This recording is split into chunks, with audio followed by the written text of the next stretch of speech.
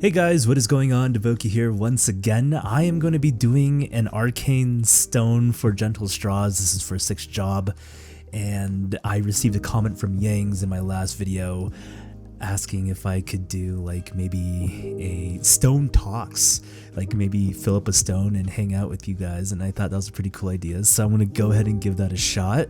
I don't know how many of these stones we'll do together, but maybe I can do one. If you guys aren't familiar with these arcane stones, it's what you need to get maxed out in order to get 6th job. It's like 450 billion XP because you need to do 9 stones and each one is 50 bill XP, so it's quite a bit. It's it's a lot of grinding to do in one session for sure. Let me go and try to buff up because I'm definitely not powerful enough to hit in these maps, and I'm going to try to accept maybe a Cernium daily so that I can get my sacred symbol upgraded as well. So I did do 1 stone already with Gentle Straws, and I'm like, well, let me go ahead and try to take you guys on some more of the adventure here to try to get to 6th job together. And we'll go ahead and do, I'm still debating on what to title this. I was thinking about titling this like Stone Talks, but you know, I don't know. Maybe pop some edibles while I trade away here and do the arcane stone. It just sounds too stonery to name it that, so I'm not sure yet on the title of it quite yet, but we'll go ahead and brainstorm. Is this guy dead? Mike rules, rest in peace. Wow, rip. So I'm not really sure also the best rotations for Shadower here. I have kind of been messing around a little bit and just really going back and forth with it, so if you guys have any tips or tricks also, that'd be cool. I haven't really trained the Shadower too much. I've just been trying to set up my summons around the map, and then I guess we'll see if I can kind of meso weave explode the rest of the map here as best I can. But yeah, I've been gone for a little bit. I've been missing my Maplestory dailies, to be honest. It's been a... oh wait, let me go ahead and check this portal really quick first. Oh, it's Frito. Frito is not the one that helps you out. I mean, I can still go in for the XP, but it's just... it won't help the stone. Pollo is the one that helps out with the stone, and the purple portal, the totem slash, that one, yeah, that one helps out with the stone village as well. But these like quests like Monster Park, Frito, did someone else just die again? I keep thinking I see a gravestone fall, but I think it's just that same guy that's dead. But yeah, so we're looking out for the purple portal, and Pollo's portal are the main ones that I'm looking out for. But what was I saying before I went in there? Oh yeah, that's right. I have been away from Maplestory just for a little bit. I've kind of been taking a little break, had some snowboarding trips that I went on. It's snowboarding season now, which I'm super excited about. I got my season pass, and I just got back actually from a 3-day snowboarding adventure. My friend has a annual snowboarding trip for his birthday that we all like to get together for, so it was a good time. Got to hang out with all of them. Really fun. Ooh, what is happening here? Sorry, I haven't seen this yet. Yeah, I missed 7 days so far. Hopefully I can still get some good stuff. This is a new expedition thing that's happening? Alright, I'm not going to check that out right now. I want to just go ahead and farm for this arcane stone, which, yeah, it'll probably take me about 30 minutes per stone to fill up. My bowmaster took about 3.5 hours to do all the stones. It was quite the grind, but for my Shadower, I'm just gonna probably do like, I don't know, 1 every day or other day or something. If you guys like this sort of video, then maybe I can do more of the stones, but yeah, I have 8 more stones to do, so we could potentially have 8 more stoned talks here. Stoned... what's a word for talks that starts with S? Stone conversation. That's too long. That doesn't even start with an S. Stone slumbers. But yeah, no, the snowboarding trips were fun. Getting back into the snowboarding season has been very exciting. I just, again, love being up in the mountains. It's one of my favorite things for sure. Just so fortunate that I can enjoy it like during all the seasons. it's amazing. It's really great. Let me go ahead and upgrade my symbol. Oh my gosh, thank goodness. Yes, please, level 2. Oh, I'm 10 off still, but that's still pretty big gains for me, getting the level 2 for the Cernium Sacred Symbol. But yeah, the mountains were amazing. I mean, for it being a weekend, it was still just like great conditions. Not that many people. I think just because we haven't been getting that much snow here in Colorado, not many people are very excited to, or I should say eager to get up into the mountains. So it makes it pretty nice to be able to have a lot of the mountain to yourself and not have like mass amounts of crowds for sure. So that's been good. But yeah, while I was up in the mountains, you know, just been kind of reflecting a little bit more on why I love the mountains so much. I mean, I feel like I have that thought every time I go up there. It's just kind of, you know, you just embraced with this beauty and how amazing it is. You kind of just think about it some more. And this thought came to mind when I actually took my first camping trip with my brother in fall of this year.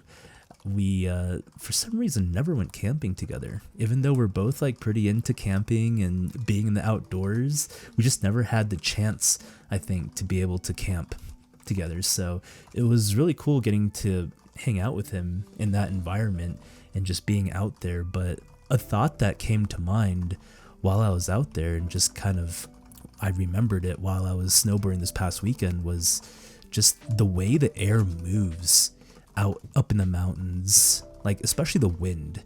The wind is very interesting, especially if you like have a big open area and you can almost see the wind before you feel the wind, or you can like hear and see the wind. It's like your other senses will hit first before you actually feel it. And I think that's like really, really cool because of just how open the area is. Like you can see the wind kind of rustling through the trees are moving, and then, you know, you get impacted by this embrace of wind.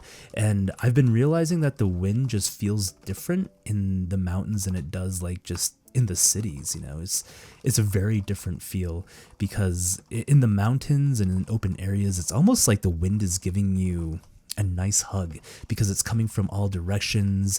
It's kind of being padded a little bit by all the trees that it's moving through, and like almost being seasoned. You know, the wind is being seasoned through the tree leaves and blowing very gracefully to you. I mean, of course, there's times where the wind will just be pretty harsh up there in the open areas too. You know, nothing is really blocking it too well, but it's pretty cool to kind of feel like typically this hug, you know. But when you're in the cities, I remember being in DC, it kind of felt like the wind was almost like very harsh. It was like a very rushed sensation, you know, of it kind of moving through the buildings and it kind of pushing you along to your next destination point. It's a very hustle feel, which I think follows the city theme pretty well. I remember when I was like walking to work in the city, it would be like me just really rushing to my next spot, you know, kind of on that time schedule, and not really wanting to be out there to feel the wind in between the buildings because of just how strong of the gust it was. And I think it's good and bad. I don't think like one type of wind is better than the other, because like sometimes you do need a push, right? Like sometimes we do need a push to get to our next spot, to be on time, to have a little bit of hustle in our step. But then there's some times where you just need to slow down and have that wind kind of embrace you.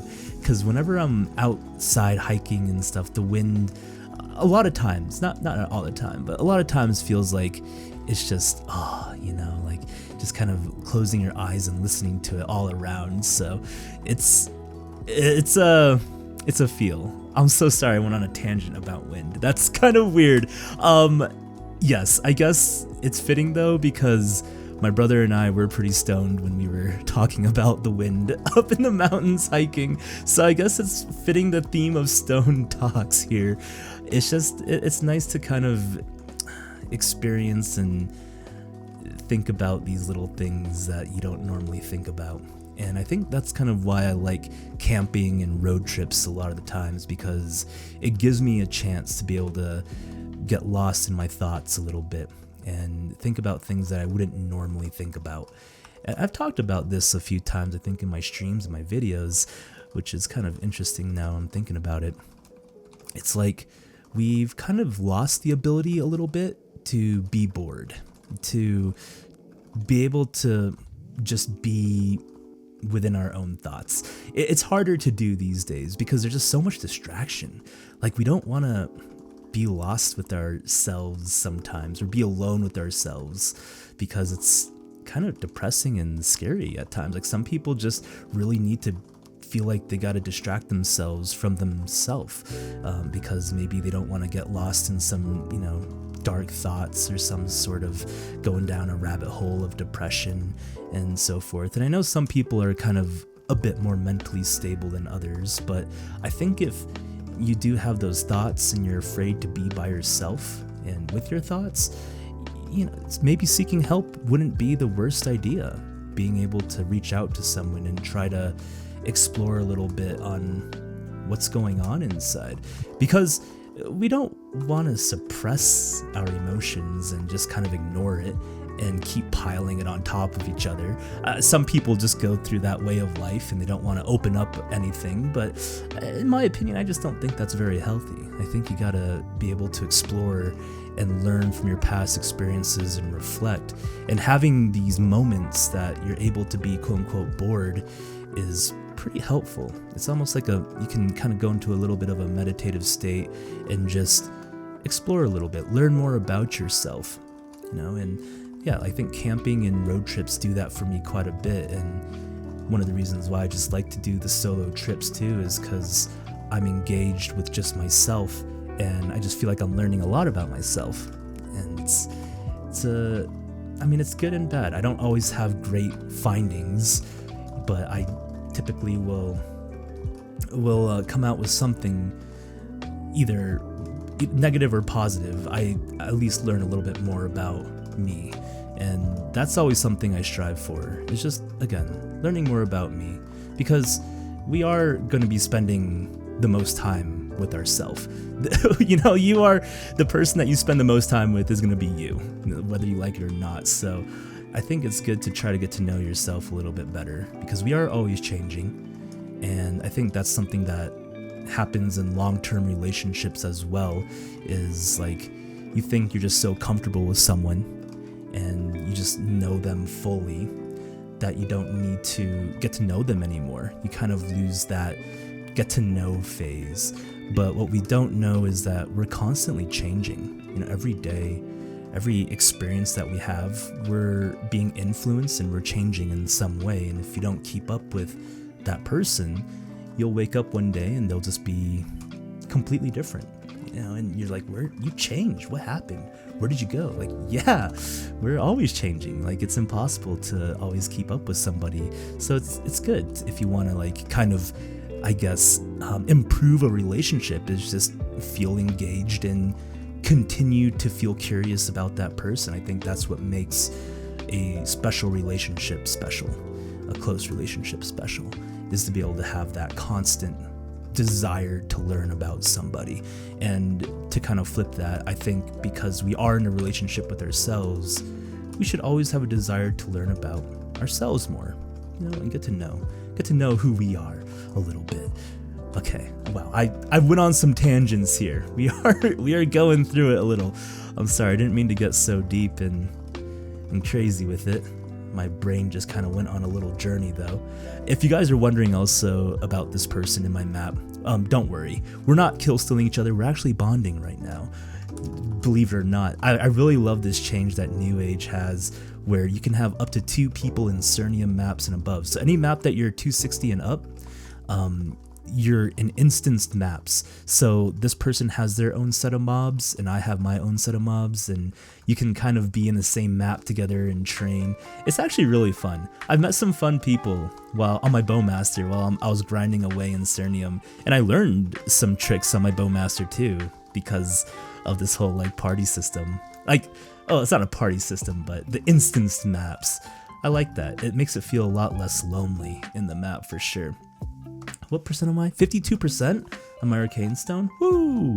I hope you guys are in for a ride here. We're only halfway through the stone talks here. You guys have a little bit more with me. But let me know. Let me know if you guys do like this sort of style of video of me kind of just going on some tangents here. Oh my gosh, hold on a second. And I'm gonna refresh my buff and go into this purple portal. This purple portal, insane XP for your stone. This is like the money for sure. So we're gonna go ahead and get this. I think we're gonna be able to get at least like 60% here. We're gonna try it out. We're just gonna keep on tapping that perfect. There it is. And let's see how much your stone fills up. I think it was like at 52%. Let's take a look. 75% on that stone. Oh baby, we getting it. It's feeling good. It is feeling really good. Let me go ahead and just pop down my knife here. I'm kind of trying to train a little bit like how I would on my bowmaster, but again, I don't know if this is really the right way to do it. I'm just doing it and just seeing how it feels. I mean, we're getting the percentages, so it's going well. It's going well. But going back to a little bit on like having time for yourself, something ironic I've realized is happening in my life right now. So if you guys didn't know, I know I didn't really make like an official post or video on it, but I've been telling people that's been asking. I've been pursuing content creation for full time now for the past few years. I left my software engineering job to kind of, I guess, give myself some more time. You know, that was my thought, and pursue a little bit of my dream and pursue me, you know, something for me. So I realized though, even though I don't have like a office job and I have a lot more time for myself now, I am not really giving myself a lot of time. And I feel like when I was working a more structured full-time job, I had more time to kind of reflect and think about me, you know, have that like reflecting period, because there'd be like down moments of commuting, like, you know, traveling to and from work or to and from school, and I would have these like quote unquote boring moments where I can kind of get lost in my own thoughts. And I realized I would be able to think a lot more and reflect a lot more back then. But now it's like I'm always wanting to be engaged. You know, I've kind of fallen into that thing where it's like, you know, if I'm not doing something, I want to be doing something. Either like I pick up my phone, I'm scrolling, or I'm playing games. I'm like trying to figure out, you know, what I'm going to be doing next if I'm not YouTube or streaming. And I just like realized I don't give myself enough me time, which is like kind of ironic because I have a lot of time now, you know, for me. So I find myself, and you guys probably seen it, me going on trips or doing road trips, camping, hiking. Like I need to kind of make sure I give myself those moments so that I can give myself the me time in a way. So it's been kind of interesting thinking about that. This whole thing on where like I don't actually have, or I don't give myself the time, even though I do have the time. So I've been, you know, reflecting on all that kind of stuff. People ask a lot too, like, oh, do you ever miss the office life? Do you ever want to go back to software engineering? And I think this is probably good for another video, but I can give you guys a little teaser of my feelings and we can explore it more later. But I do miss it. Excuse me. I do miss the structured lifestyle. I think a part of me functions better under like a structured day, and I do see myself as more of a follower instead of a leader, which it makes it pretty hard in the position that I'm in, because essentially I need to lead my life, right? Like my career here. And it's hard because no one is like pushing me, or there's no one that I'm like following. And that has been kind of a big learning point here as well, because I do think even though I'm a good follower and I take pride in that, being able to follow well, I do need to be able to take lead of my own life. I think that's something that everyone just needs to do at some point, is learn how to live their own life and lead it. Even though you are a very good follower, there's only so much that you can follow that comes to your life. So I've been trying to be more confident in that area for sure, like being able to just take charge for me and doing things a bit that would make me feel a little uncomfortable and things I normally wouldn't do, but that would help me positively to try to just boost my confidence and self-esteem. So that's been kind of cool, kind of exploring that side of things. But yes, I do miss like the structure 9 to 5. I miss at times where YouTube and streaming was just a hobby. At times I feel like now that it's this full-time thing that has that title on it, it needs to be more serious. Like, even though I'm still doing what I want to do on content creating, there are times where I find myself like, second guessing, like, is this okay? Is this too dumb to put out? But like back then I'd be like, just full send, just send it up there, because I don't really care as much, because I have my full-time job. This is not my main source of income or stability, so I'm just kind of full sending everything out. But now it's got that like title. It's like, it's got to be a little more serious or something. I'm trying to get away from that though, because I'm still trying to remind myself like why I got into content creating and why I love it so much. It's the freedom. It's freedom of me just being able to be myself and just putting stuff up and, showing parts of me onto the internet, and hopefully also just helping other people that kind of run into my content for however it can help, just trying to spread positivity and just be able to be creative, be able to create, because I just love that part of making videos and streaming. I haven't streamed in a little bit. Speaking of streaming, it's been like probably a week since I've live streamed, and I think it's just because I've been a little bit burnt out. Not burnt out from like streaming itself, but I feel like because I've been in a lot of social environments, like, because when I went up to the snowboarding trip, it was 9 of us or 8 of us or something, so it was a lot. And some people are just, they're a lot. Like, I love my friends, they got big personalities, and it's just kind of draining sometimes for me. And streaming, because I am interacting with an audience, a live audience especially, it's kind of like, oh man, I just need a little bit of a recharge, and I've been kind of, I guess, interacting in a lot of different social events, so I'm trying to, I guess, get back into the streaming area of things. But videos are great, because it's that illusion, it's that illusion of just me and you, and it's just it's a lot more intimate. It's a lot more chill sometimes for me, even though I love interacting with y'all on live stream. But it's just I need some me time now, so I'm still in that recharge phase for sure. It's been good though. I've been loving it, guys. I've been enjoying. I'm excited for 2024. I can't believe 2023 is almost to an end here. It's very close. It's coming up, and I am just so excited to share another year with you all. It's been amazing. The stone is almost done, 1%. I can't believe I've talked through this whole stone. God, the stone talks. Someone needs to come up with a better name for me on this series, but we'll just kind of mess with it, and hopefully we can do more stone things together. Let me go ahead and turn this in though. That's number 2 for me. Like I said, I did one already previously, so if you guys don't know really what this looks like, pretty much we gotta free the 3 goddesses. I freed the first one. Now I'm freeing the goddess of Grandis, and then we have one more goddess after this, and then we have to do 6 arcane river stones, which, woo, we in for it. So it took me about a little less than 30 minutes, I think. A little less than 30 minutes. That's not bad. Hey, not bad. We just do a stone a day, Stone a day keeps the doctor away. Yeah, something like that. Awesome. Let me go ahead and get this next stone ready though. So now this is our 3rd stone. Yay, 3rd stone, cool. And then this is gonna be 50 billion XP here again as well. So we'll be in for that trip.